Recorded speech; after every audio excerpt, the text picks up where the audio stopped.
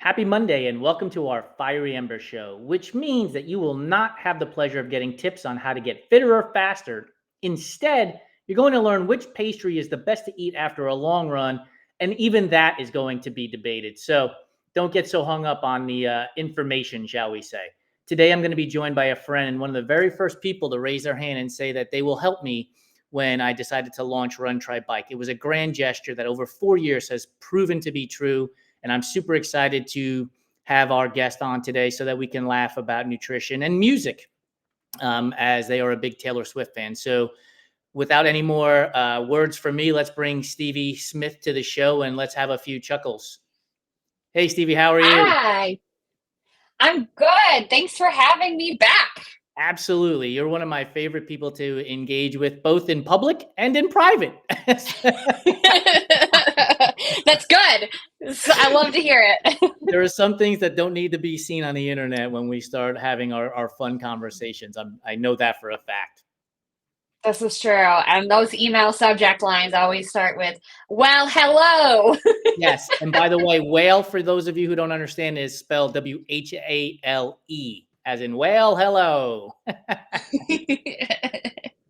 So it's November 11th. You live in Buffalo. It's got to be chilly at this point. So what are we eating after a long run these days? Okay, well, I will say, I just opened my phone app. It's actually 55 degrees here right now, which is 10 degrees above the average daily high, but it feels like 42 because it is always windy in Buffalo, TM, as I like to say. Um, oh yeah, after a long run. Well, I always have chocolate milk after I finish a run, but that's like the quick snack to head into the meal. It's definitely pancake season, if you're Yes. asking me. What are we topping it with? Whipped cream, strawberries, blueberries, syrup, butter? Yes, all of the above. Syrup, butter for sure, and then whatever berries I might have around. Sometimes I love chocolate chip pancakes, though. Yes. So we Now, when cook the you chocolate chips right in there. absolutely. Oh, I'm already drooling. It's only 9 o'clock on the West Coast, by the way, so it's still breakfast time for me. Wait When a minute. Breakfast is any time of day. that's true. That's very true. Correction. Yes, I need the RD to correct me on the verbiage. Absolutely. Pancakes, though. So, are you the kind of person that puts butter on each pancake as you build the stack, or are you just pouring it all over the top and hoping for the best?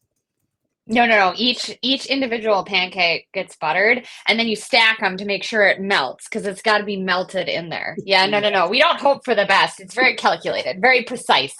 Yes, and I'm very precise about how I eat my pancakes. So, are you the kind of person that just takes the fork and goes right through the whole stack, or are you taking a knife, cutting a row, and then cutting little pieces, and then you could stab like the smaller rows? Oh yeah, individual, individual. Yeah, I love we the can't match it all together. no, like I see people take a fork and they just go right down the pancake, and I'm like, no, no, no, no, what are you doing? You gotta No, no, cut no, it. no. Yeah, strategy, strategy. Yeah. I posted this morning on Threads a tray of brownies, and I said, which piece of this brownie tray are you going? And it's like 4 rows with 3 columns, so there's like 12 brownies in there. So if I put that picture Mhm. in front of you, which brownie are you grabbing first? Always a center brownie. Really? Yeah, no, always center. I like it to be gooey. I don't. Yeah. I mean, I don't know. Not a big crunch person when it comes to the brownies. So then you got to use a spoon more often than not, right? Because the gooey you can't pick up with your hand. Yeah, you use like a knife to just like get the leverage to get it out of the pan. I Are always we, work for the center out. The center out. that's what my therapist said about friends. The ones that are in the bullseye are the ones you keep, and the ones that are towards the edge you can get rid of. Applies to brownies too. We love He clearly knew what he was talking about back then. it. What are you topping your brownies with? Anything? Do you go nuts? Ice cream? Well, I mean, vanilla ice cream on a warm brownie is nice, but I don't need it to make the brownie. Like the brownie itself can be the star of the show. Yeah. Um, but if I ever do put anything on it, it's definitely vanilla ice cream for sure. So good.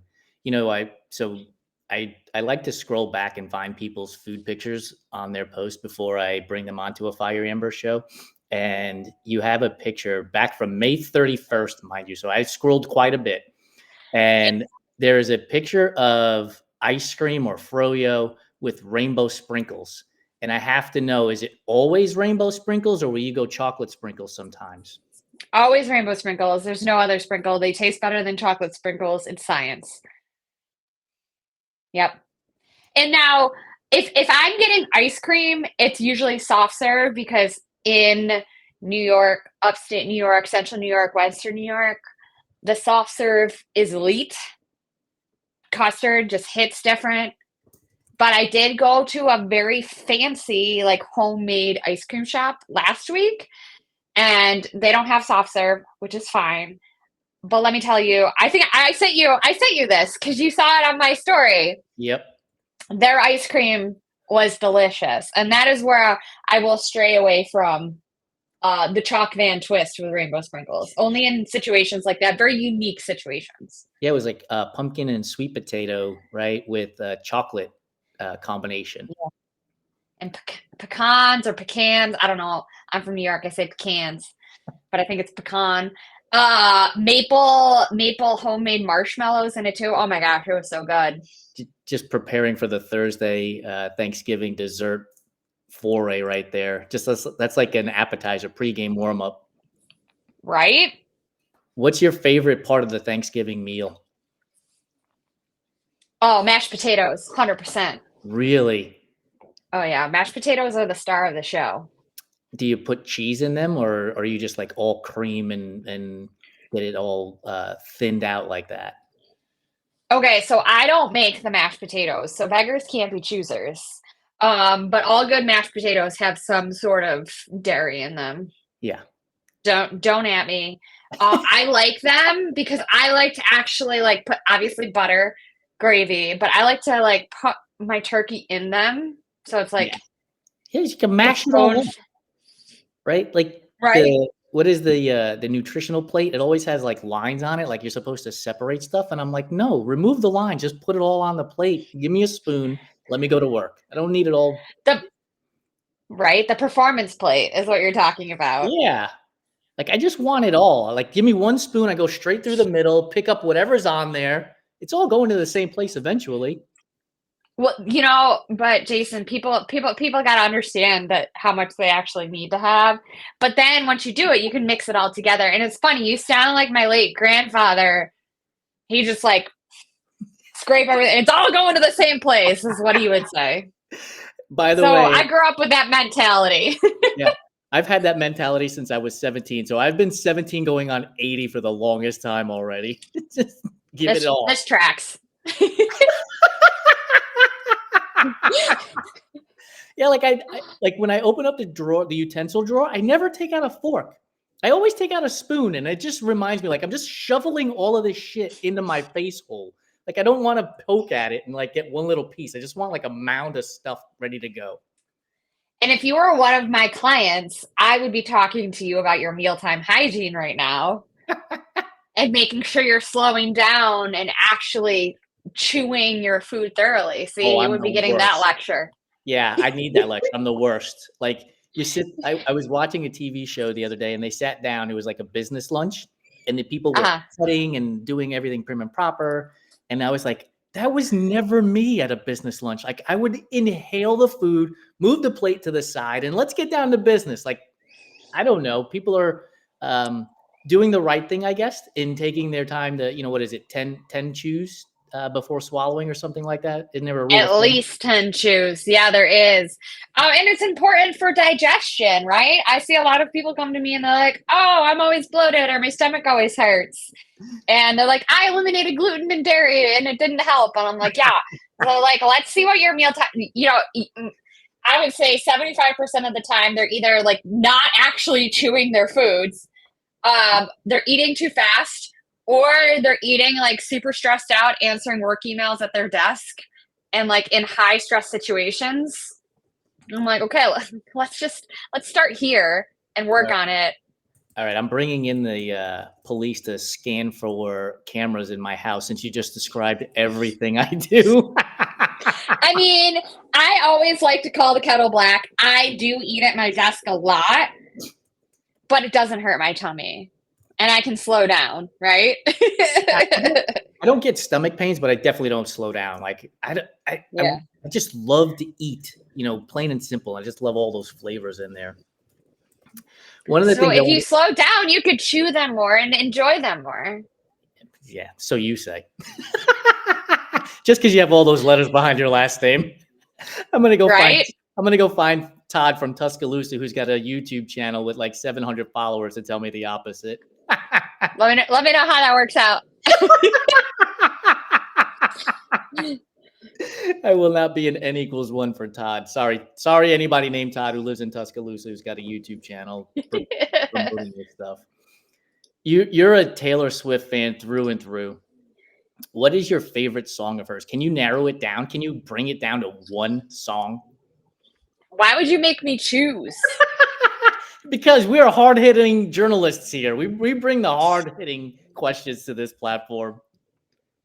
I don't know. I don't think I can pick just one. Honestly, it depends on my mood. Like right now, it's like the Taylor Swift for fall playlist, so like all of her like moody songs. But if I had to choose one, I would say probably my favorite song is "The One" from Folklore. But of course, like when it comes to music and even food, right? Yeah. You can always connect it back to like a certain time in your life and like how that was so impactful or how that makes you think of X, Y, or Z. So I think that's a big piece of that song is like that album came out in August of 2020. So like we were all in it. Yes. We were very isolated. I was very isolated. And I was like, man, she just gets my feelings right now. Let's paint a picture. It's a fall day in Buffalo. You've got The One listening to. You're in some loose-fitting pants, sweatpants, maybe a sweatshirt, right? It's just that right setting. The window is cracked. The breeze is coming through. Maybe some rain. Time out. The window is not cracked. The windows are closed, and the heat is at 70. I'm trying to paint a fall scene here, not dead of winter. Time out. What's on the plate of food then while the 70-degree heat is on and the wind is blowing outside with leaves and The One is on? What's the plate? I gotta focus. I'm shifting into soup mode. Nice. I made chili yesterday. Beans or no beans? I know there's a rule on chili that either has beans or no beans. I don't know the rule. I don't follow them. Beans and meat for me. Nice. Yep.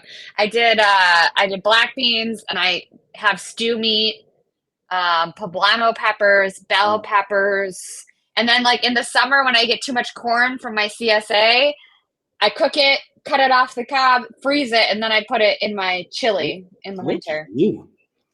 So now you put the bowl of chili, you put the chili in the bowl. Are you adding Fritos to it, cheese to it, sour cream, chives? Like what's going on top of the chili? Anything? Or just give me what I just made. It's perfect as it is. Oh no, there's always shredded cheese. I have guacamole because I didn't feel like avocados here, subpar. Like even if they're on sale, they never taste good. So I'm like, why am I spending my money on this? Buffalo's I'm just gonna get avocados. I mean, shockingly, it's not an avocado hotbed. So I get guacamole, definitely shredded cheese, and I actually put Greek yogurt into mine instead of nothing against sour cream. I do like sour cream, but I always have Greek yogurt anyways. And like sour cream, I don't use that much. So if I do get it, it tends to go bad. So I just like have the Greek yogurt. As also one of my toxic traits is I make my chili like way too spicy. So the Greek yogurt cools it down a little bit. And I do have tortilla chips. I do tortilla chips, not Fritos. So you just nothing against Fritos. No, nothing against Fritos. Look, the fact that you're putting chips in there should tell all the athletes listening to this, like, eat the food, man. Mm-hmm. One of the things that you just mentioned that I have been railing on for years is like this idea that everything needs to come in a package that's for a serving size of 12. Like, I just need like a squeeze packet of sour cream. I just need like a little bit of mayo. I don't need to buy the 700-ounce jar. Like, why don't food manufacturers make something for people who don't live with 12 other people in their house? It's discrimination. I mean, we I need to. mean, it's if it lasts a while, like fine, right? But like sour cream, that No. ain't gonna last forever, you know? Mayonnaise is another thing in that list. Like, it doesn't last forever. And it's not like I'm going to be eating tuna and sandwiches 4 times a day to get through the entire jar. Like, give me a smaller jar, man. I see them at hotels. I know you make them. Right? All right. That's my political stance for the day. What is your favorite flavor of potato chip? Ooh, dill pickle or ketchup. You can Oh, tell we're close to Canada with those flavors. yeah. And they're polar opposites. Like, one is like Mhm. acidic in its way. I mean, I know tomatoes are a little bit acidic, but like a ketchup potato chip doesn't bring the acidity the way a dill pickle potato chip would. Canada has the most elite chips. Every time I did an Ironman up there, I was like, Mom, we got to go to the grocery store and get all of the flavors of chips. Is there a brand, a particular Canadian brand, or does like Lay's Uh, make I them up there? I think it's usually Lay's or like one of the bigger brand. Like I think Ruffles is. I don't know. Don't quote me on it. People are gonna come at me. I just get really hyper focused on the flavor. It's also been a minute since I've done an Ironman up there, so it's been a while. We've had that discussion too. Like earlier this year, I was like, "Yeah, I'm gonna go do 70.3 Indian Wells." I got like 6 or 8 weeks into the training. I'm like, "Man, fuck this! I don't want to do this anymore." Like, Yeah, a December 70.3 is a choice. yeah, I mean, the thing is, like, we live in SoCal, so it's gorgeous. Like, you could ride your bike right now. It's going to be in the 60s. It's fantastic. It's not a problem. But I was like, I just don't want to do this anymore. Like, I'll just go run on the trails for the same amount of time that I'm going to be on my bike. And I love riding, but I think that goes to the whole idea of like food choices too, right? Pick the thing that makes you happiest, not the thing that you see, trending on the internet. I can't Hmm. imagine. And I know you and I have talked about this before, how frustrating it has to be as an RD to see like the latest trending X or trending Y when you're like, I've gone to school. I've been educated. I continue to educate myself on all of these things. Hmm. Why are we paying attention to, 4 grams of rice with 3 squeezes of lemon on it? Like, please make it stop. Right? And it's like people usually don't have the basics down, like Mhm. the not glamorous things. Like, are you even sleeping? Like, Right. what's going on? Are you actually eating enough vegetables? Are you, it's just like anything, kind of like with the stomach stuff. It's easier to hyper focus on like a few things or like excluding things from your usual intake, right? Like it's easier to just say, "Oh, I'm not going to eat gluten or I'm not going to eat dairy," than actually showing up, building solid habits and following through on those. It's easier to restrict. Yeah, 100%. So let's not restrict. What's going to be on top of your pizza when you decide to either make a pizza, because I know you make homemade pizza, or you go to a pizza Mhm. place. What's the topping that you're like, this is utopia? Well, pepperoni always has to be involved. Oh, but there is a specialty pizza place around here that does dill pickle pizza, and that is almost life changing. It's so good. I've already had my ranting and ravings with people who are slapping pineapple on the pizza. Now I've got to fight the pickle party. Oh, it's so good. It's like a white pizza. They use fresh dill. They have like three different types of cheeses, and they got pickles on top. Can we call it flatbread instead of pizza? That would make me No, but it's happier. it's pizza. It's pizza. It's so good. But like if I'm making a pizza, like I'm not gonna make that. That's like there's always pepperoni, love banana peppers, love mushrooms, That's a red sauce, lots of cheese. Always more cheese than sauce if it's up to me. what's the food that when you bring it out, chance goes the wildest over? Where do I start? But his top ones are definitely cheese. Like I just had some string cheese before I got on this. Cheese and even the shreddy cheese because he expects them. Cheese, bagels, and Cheerios. Cheerios, really? Yeah, there's a story behind this. I have Let's my hear it. mother to thank for this. So when I first got Chance, I had just come back. I just moved back to Buffalo, back home from DC. So I was living with my parents at the time, and I got Chance. And Chance would always get up with my mom, and my mom likes to have like a little bowl of like Cheerios or Lucky Charms as like a wake up snack when she first gets up in the morning. So let me tell you, I cannot open a bag of cereal in peace anymore because she would just be like, oops, some of the Lucky Charms fell on the floor and Chance ate them. Or Cheerios, or, you know, it was usually Lucky Charms or Cheerios for her. So now, every time I open a bag of cereal, there he is. He knows the sound, just like the string cheese wrapper. Would he have the same reaction to my favorite cereal, which is Raisin Bran? It's not Cheerios. It's not Lucky Charms. I told you, First of all, 17 going on 80. yeah, you really are. I'm surprised it's not like grape nuts or something. I love grape nuts. You would. Let me pick the most boring cereal ever and make that my favorite. The Jason. best combination is Raisin Bran with some grape nuts and shredded wheat. Are you kidding me? Do you have that with your prune juice in the morning?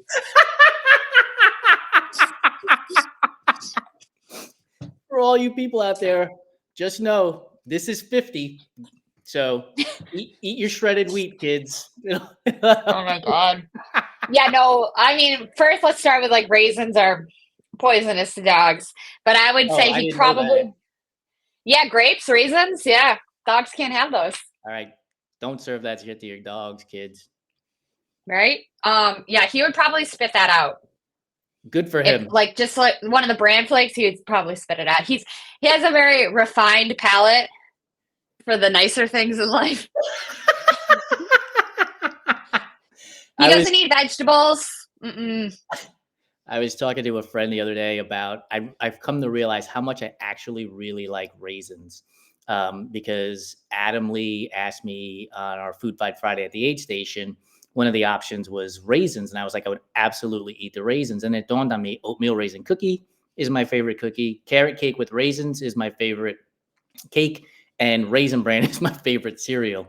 So I'm inching towards that prune juice, you know, eating prunes out of the jar kind of thing real soon. Yeah, I have questions. I have questions about this. Ask away. I have no idea where it came from. I really don't. Why not chocolate chip cookies? Like a gooey chocolate chip cookie, like fresh out of the oven, like melty chocolate. You would go for a raisin cookie over that? I would take the oatmeal raisin cookie, a soft oatmeal raisin cookie with like actual whole pieces of oat in there to chew on. Oh, maybe a little icing on there. And if you get really fancy, some dried cranberries to add a little bit of tartness to it. I'm in. Yeah, I would take that 10 out of 10 times over a chocolate chip cookie. That's not, again, don't at me, people. I've already been yelled at once about the chocolate chip cookie debate. I like chocolate chip cookies. I just would prefer an oatmeal raisin cookie over it. As a matter of fact, when we're done with this conversation, I've got a bowl of oatmeal getting ready to be made. Well, don't get me wrong. I like oatmeal. I had oatmeal for third breakfast this morning, but I would never pick an oatmeal raisin cookie over a chocolate chip cookie unless it was a bad chocolate chip cookie. And cake? I don't really like cake. You're not a cake fan at all. It's a texture thing for me. Interesting. What about pie? Take it or leave it. Oh, so what's the dessert? Is ice cream the dessert? The go-to soft serve ice cream? Soft serve ice cream, gelato. Ooh. Yeah. Pistachio. I'll go back to Italy for I mean, I do like pistachio. It's not my first choice. I usually would get that like paired with like chocolate. Yes. Mm-hmm.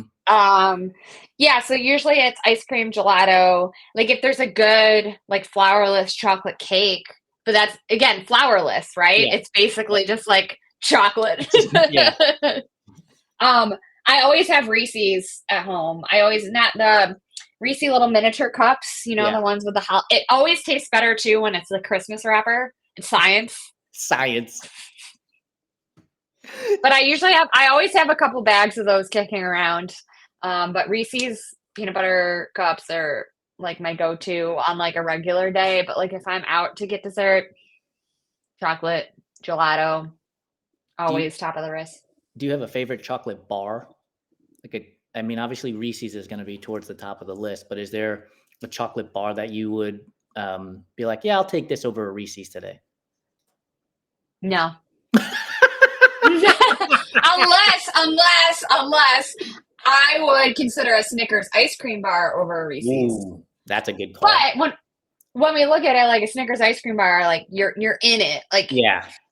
Whereas like Reese's, like I can have like 2 of those if I want a little, like, you know what I mean? If I don't want a whole dessert, but I just want a little something sweet, it's just easier. If I want more of them, I can have more, right? I can go by the vibes. How do you eat the mini Reese's? Are you popping it like aspirin, or do you actually bite it so you end up with like 2 bites out of it? You want to know what I've actually been doing the last couple weeks is I've been biting kind of like the top and then the bottom. I've never actually done that before until like the last couple of weeks. I was like, oh, that's kind of nice. I can talk to people about their eating habits constantly. Like, it is so awesome. We talked to Shannon Mick. This was probably a year or 2 ago, and I still remember it. She told me she eats her peanut butter and jelly sandwiches. She cuts it into 2 rectangles and then turns it on its side and eats it like corn on the cob so that she can hold on to the crusts and not get her hands dirty. Like, I was blown away by that. And then Jason Fitzgerald, we had on our fireside chat, and he told me when he eats Oreos, he throws the first one into the glass of milk and allows it to basically disintegrate so that when he's done eating all of the Oreos that he's eating at the moment, when he drinks it, it's like this rush of like a cookies and cream ice cream almost that comes into his mouth when he's done. And it's like, he's like, it's dessert for dessert. I love that idea. It's genius, right? And this is why we have these hard-hitting questions on how do you eat a Reese's peanut butter cup? Right? And I had never thought of it. I would either like take a bite or like pop it in, but I don't know. I was coping with life and watching Veep, and I started eating them like that, and I was like, oh, this is a good idea. It actually tastes good. It's like the Seinfeld episode when George is eating the Snickers bar with a knife and fork, right? Like most people wouldn't do that. And then you try it and you're like, that's not so bad, I, on the other hand. It always comes back to Seinfeld. Always. How do you eat your Oreos then? Are you a spin apart scrape? Are you an aspirin person? Are you a bite person? Spin. Do the top without the frosting first and then the bottom. And then the wafer that you're doing without the frosting, are you just just throwing it all in, or are you chewing it? Like, yeah, I'm just popping it and chewing it. Yeah. You kind of just like got to get through that to get to the good part.